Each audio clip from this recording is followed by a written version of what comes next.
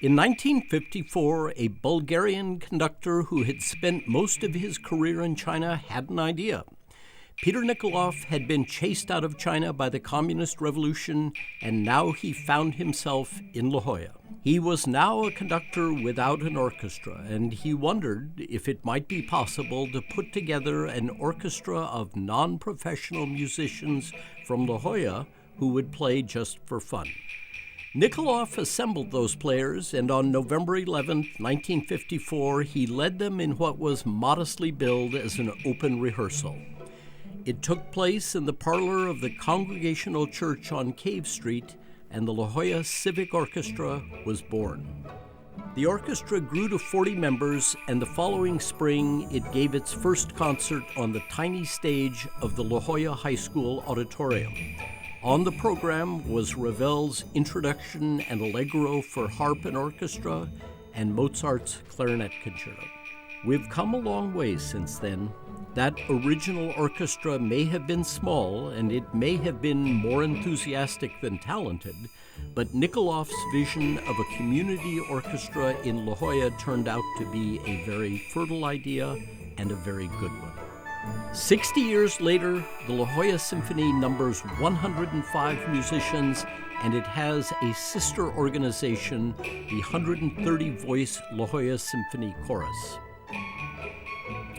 Together, the orchestra and chorus offer talented amateur musicians a place to perform. They give talented young artists and new composers unique opportunities, and they provide a venue for music of our time.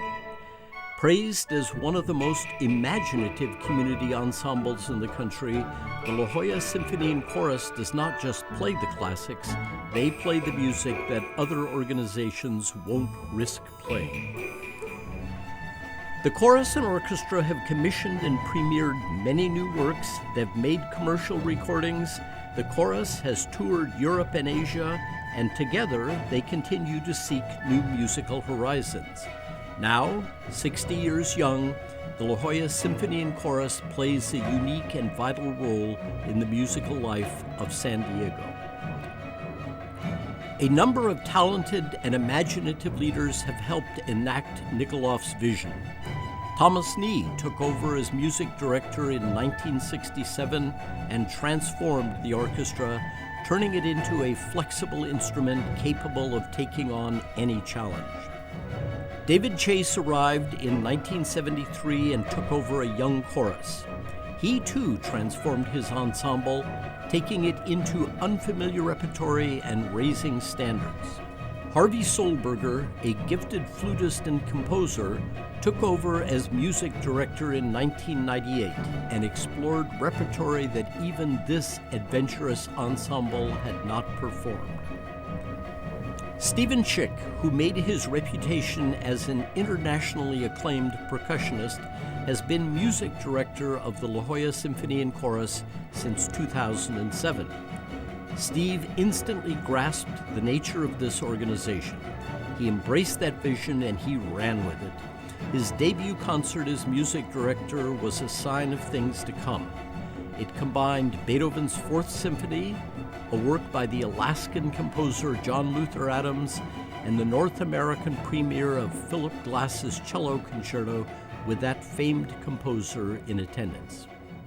The way in which music vitalizes and infuses the lives of all of us in the La Jolla Symphony and Chorus with such a kind of purpose. And so when you're in the middle of a rehearsal and you see what happens to people when they're engaged, or at a concert, or any kind of conversation with our listeners, you see that music is much more than something that we do, it's really something that we are.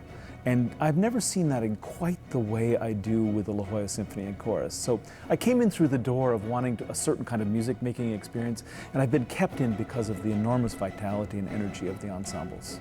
We do pieces that you won't hear elsewhere. And more than that, we do them as a response to a certain philosophy. There is a way to make art that keeps doors open, and that's what we're trying to do. And I think Steve's brilliant at it, and I just try to support the long arch of Tom Nee all the way to Steve Schick. This band of talented and disciplined musicians adds new faces each season, and many students pass through during their time at UC San Diego. But it also inspires loyalty. There are performers who have been members of the orchestra and chorus for 30, 40, and nearly 50 years. One of the things I've been really proud of in this organization is that it doesn't just go by spurts, but we've been building brick by brick for a very long time. What will the future bring? More of the same, we hope. Let's hope that at our centennial concerts in 2054, the La Jolla Symphony and Chorus will have flourished and will continue to be an adventurous organization. Let's hope that it will provide a home for performers and audiences interested in good music, new and old, familiar and unfamiliar, and that it will continue to serve musical life in San Diego in many different ways. And if all goes well, that La Jolla Symphony and Chorus will be serving audiences and performers who are as yet unborn as we celebrate our first 60 years.